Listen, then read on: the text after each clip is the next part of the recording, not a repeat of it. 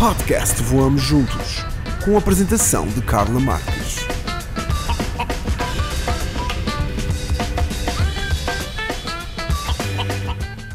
Determinada, muito dinâmica e uma ótima companheira de viagem, a nossa convidada de hoje nasceu em Lisboa e viveu em Alcácer do Sal até aos 18 anos. Desde pequena que sabia que queria viajar muito e a vida acabou por a encaminhar para uma profissão onde viajar é uma realidade constante. A Isabel Ribeiro é Cabin Crew Manager e é a nossa tripulante de bordo mais antiga.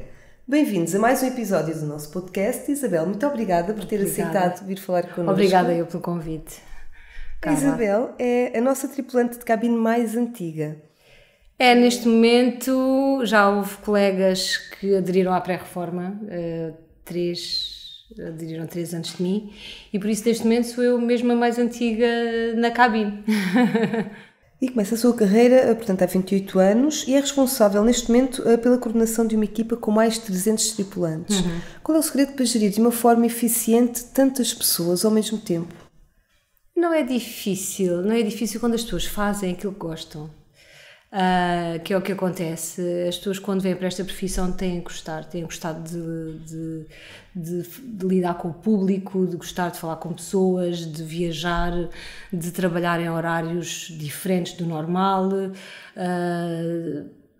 Por isso as pessoas quando vêm para esta profissão têm que gostar, e quando há um ditado, há uma frase que diz que faz o que gostas e nunca terás de trabalhar. Eu acho que esse tem sido também sempre o meu lema, que é, sempre fiz o que gostei muito e acho que nunca levei isto como uma tarefa, um trabalho difícil de levar.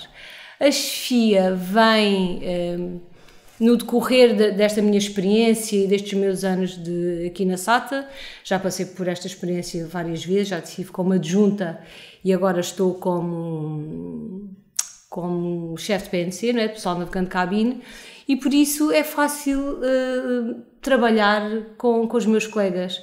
São pessoas que estão muito dispostas e gostam do que fazem e trabalhar com o público, por isso é fácil levar este barco. Também tem a sua própria equipa como chefe de cabine. Na sua opinião, quais são as principais competências que devem ser cultivadas para ser chefe de cabine? Olha, tem que liderar e tem que ser um exemplo, essencialmente isso, não é? Nós para liderar temos que ser um exemplo para quem lideramos. Depois tudo é mais fácil, tudo se torna fácil. Essencialmente é isso, é liderar pelo exemplo, e sempre foi esse o meu lema, sempre vi e sempre promovi máxima liberdade com máxima responsabilidade. Lógico que quando entram colegas novos que nunca voaram, não é? Ou que são os primeiros voos da vida deles, temos de estar sempre mais atentos às rotinas, a colmatar algumas falhas, a responder-lhe algumas perguntas, algumas dúvidas, é perfeitamente normal. Mas, de uma maneira geral, basta nós no início do voo temos sempre um briefing, não é? Onde estabelecemos as nossas posições, o que é que cada um vai fazer a bordo, falamos um bocadinho da nossa dos temas de segurança, um bocadinho de safety, um bocadinho de primeiros socorros. Por isso, as pessoas quando vão para a bordo já sabem a posição que ocupam e aquilo que vão fazer. E por isso é fácil um chefe de cabine, logo à partida, em terra, distribui logo as posições e falamos de casos especiais, de refeições especiais, passageiros que têm falta, que necessitam de oxigênio, e por isso todos estes casos especiais são logo falados e briefados em terra. Por isso, quando se vai para bordo, depois é só dar continuidade àquilo que já foi iniciado em terra. O voo já é preparado em terra antes de entrarem no avião. Exatamente. Nós apresentamos aproximadamente uma hora antes, uma hora e um quarto, e nesses 10, 15 minutos, o chefe de cabine distribui as posições, falamos um bocadinho de salvamento, safety, que é essa a nossa principal função a bordo, não é? Assegurar a segurança a bordo dos aviões, não é? Por isso nós lá estamos. Temos depois a parte comercial, que é a parte visível, mas ainda bem que os passageiros não veem a outra parte, que é muito bom sinal. Nós temos a parte que se vê mais, o que nos acontece mais vezes, é casos de primeiros socorros, né? Desmaios ou quebras de tensão ou problemas, passageiros com epilepsia, tudo nos passa pelas mãos lá em cima, não é? E não há médicos muitas vezes. Nós temos o curso de primeiros socorros e por isso temos que lidar com essas realidades e com essas situações. Às vezes são um bocadinho tensas, mas é o que é. É o que é. Por isso, tudo é preparado cá em baixo para quando chegarmos lá acima estarmos preparados para uma eventualidade. E como é que os tripulantes de cabine se preparam para garantir a segurança a bordo? Nós temos um curso inicial em que temos um manual, aliás temos vários manuais. Temos um manual de operações de voo, que é o Operations Manual, e depois temos um mais específico para a cabine, que é o CCOM, que é o Cabin Crew Manager, Cabin Crew Operations Manual, em que temos, está tudo estabelecido, está tudo devidamente documentado, as rotinas, os procedimentos. Nós temos os SOPs, que é o Standard Operating Procedures para a nossa função a bordo, por isso está tudo muito regulamentado, está tudo muito documentado, está tudo muito...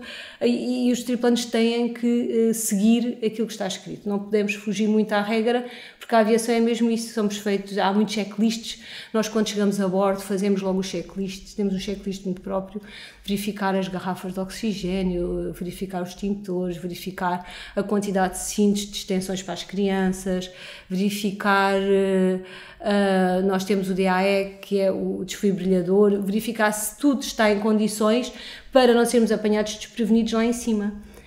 E por isso esse trabalho começa, é a parte não visível para os passageiros, que começa cá em baixo, ainda em terra. Por isso toda esta matéria tem que estar devidamente estudada e devidamente assimilada, não é? Para quando chegar à altura de se ter que atuar, estarem devidamente habilitados a atuar no momento certo. Tem também simulações, não é? Fazem várias simulações. Temos o curso inicial, nós temos que saber nadar, não é? É obrigatório saber nadar, porque podemos ter uma amaragem, não é? O avião pode ter um problema qualquer no mar e temos que saber nadar. Temos os rafts, que são os nossos barcos, temos procedimentos próprios para essa situação. Temos fogos também temos um simulador, vá lá, em que simulamos os fogos, não é? Porque o fogo é sempre a situação mais grave que nós podemos ter a bordo, não é? Um fumo ou um fogo a bordo, não sabemos muitas vezes de onde é que poderá vir, e por isso temos que atuar rapidamente numa situação dessas.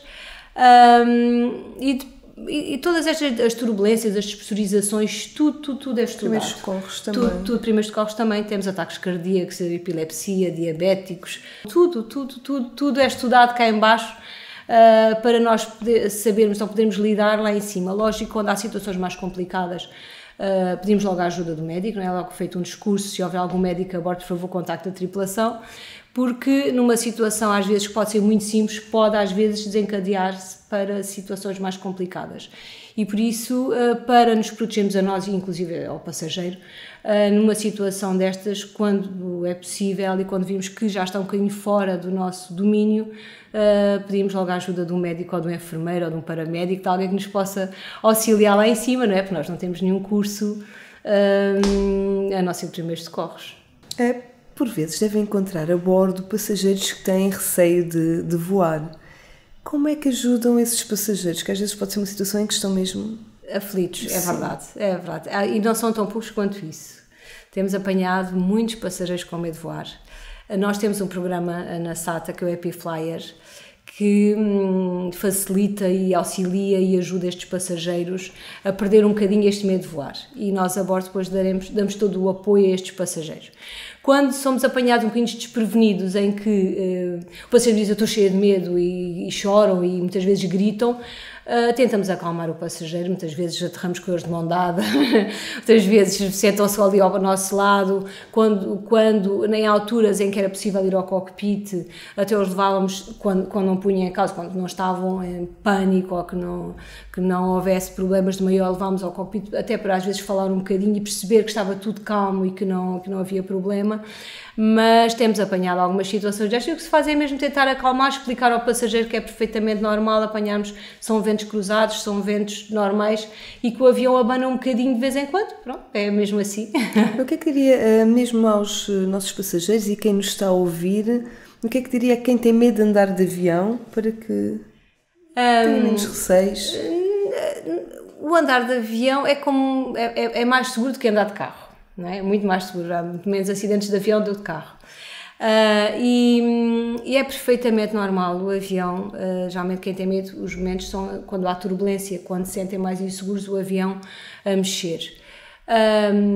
E é perfeitamente normal o avião, quando há roupa estendida, não é? Também, a roupa também se mexe um bocadinho e neste caso o avião também mexe um bocadinho, que é perfeitamente normal, os nossos pilotos estão perfeitamente seguros e habilitados para lidar com estas situações. Nós também temos procedimentos para quando há turbulências e por isso é só manterem a calma, tentarem respirar fundo, olharem para nós, porque nós não temos medo de voar, não é? Por isso, mesmo com a turbulência, tentamos acalmar quem está com medo, mas se tiverem muito medo de voar, é mesmo aderir a um programa da SATA, o Happy Flyer, para diminuir e para acalmar essas ansiedades todas. Tem memória de alguma história de algum passageiro com receio de voar que no início do voo estivesse mais nervoso, mas que tenha acabado o voo com mais calma, mais serenidade? Mas há vários casos desses em que choram, muitos que choram, gritam, e que depois no fim do voo nós pedimos respire fundo, vá, olhe para mim, dê-me a sua mão. Muitas vezes sentamos ao lado deles e vamos a falar quando há tempo para isso, não é? Ou quando há ali um bocadinho, quando o momento está mais tenso. E depois estamos sempre a vigiar esse passageiro, mesmo que a gente não esteja lá sentado junto dele, estamos sempre vigilantes em relação a esse passageiro, para ele estar sempre com um contacto visual com esse passageiro para saber se está tudo bem, porque às vezes poderão entrar em pânico mesmo e essa situação depois ser mais complicada.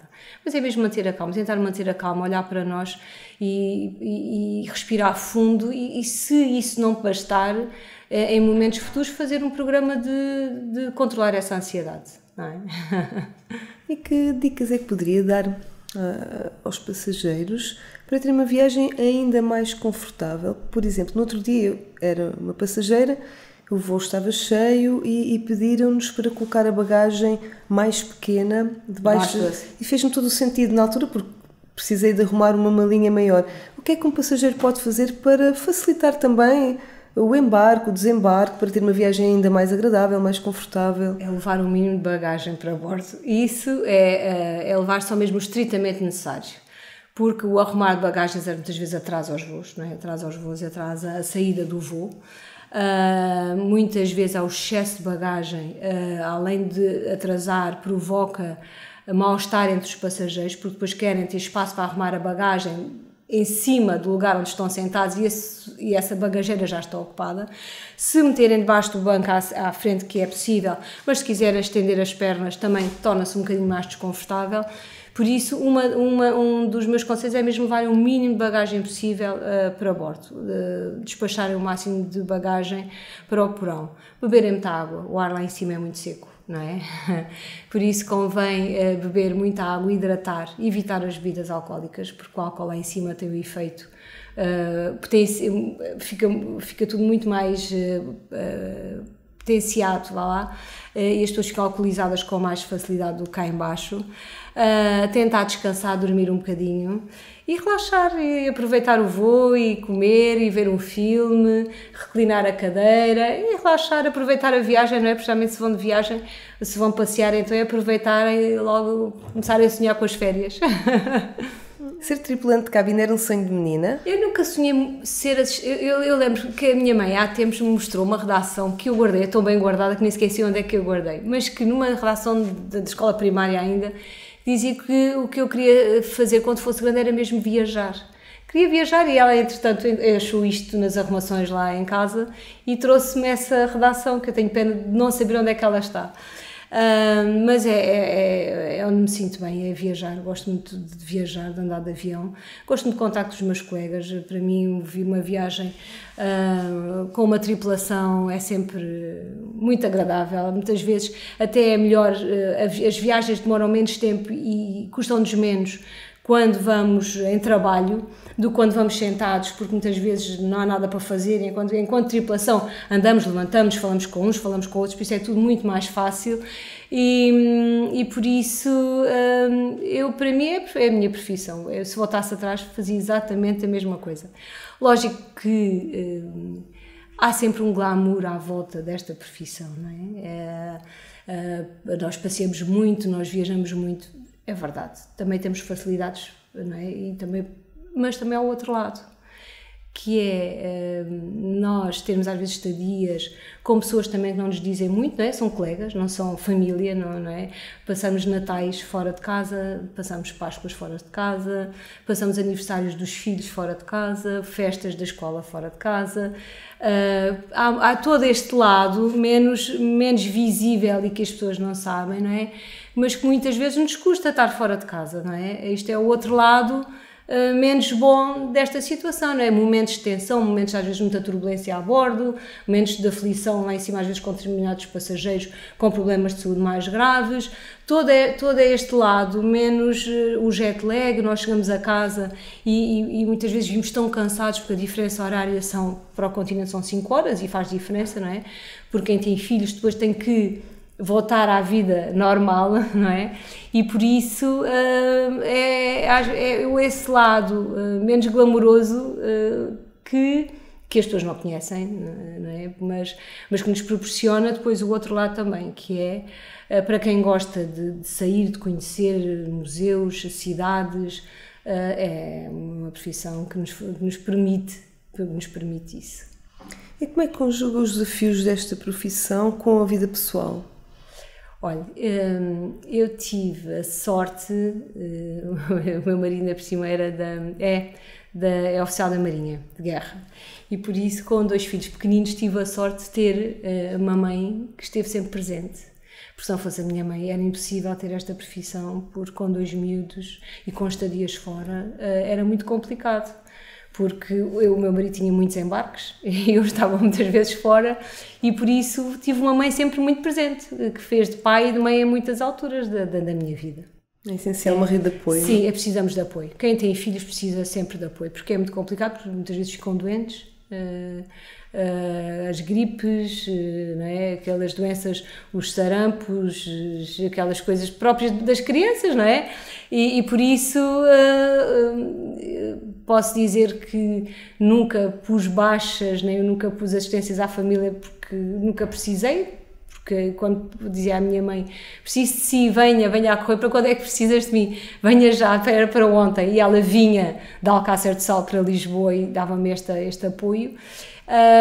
E por isso esta profissão com a família foi possível tendo apoio por trás, porque senão era muito complicado com o marido que também estava muitos meses fora, muitas vezes, não é? Era complicado. E a Isabel cresceu com a sua irmã, que tem apenas 1 ano e meio de diferença. Que memórias é que guardas da sua infância?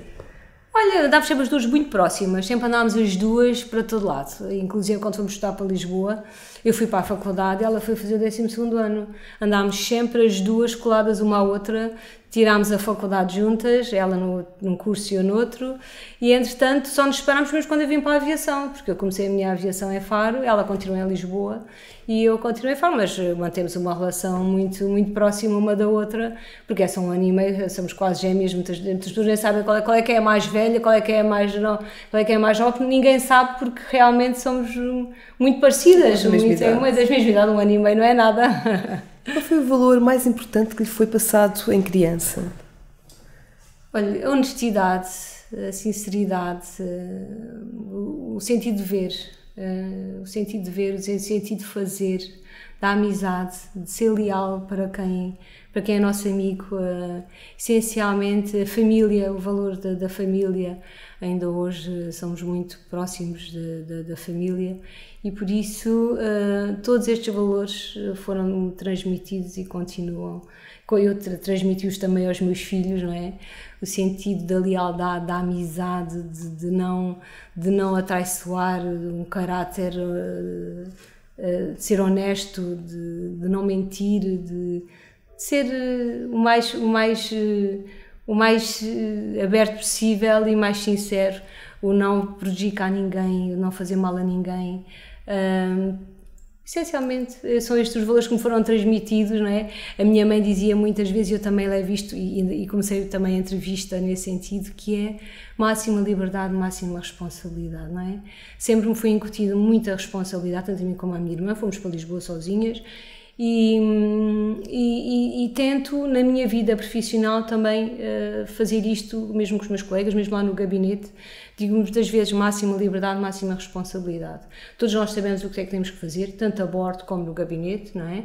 Por isso, se cada um fizer aquilo que lhe que lhe diz respeito, não é? Das tarefas de cada um, é tudo mais fácil para todos.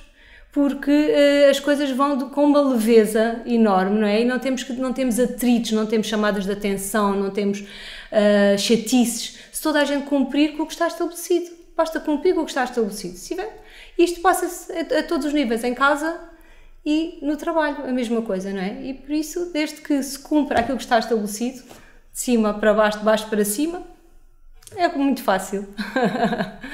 Muito obrigada, Isabel. Gostei muito da nossa conversa. Obrigada pela companhia. Até ao próximo episódio.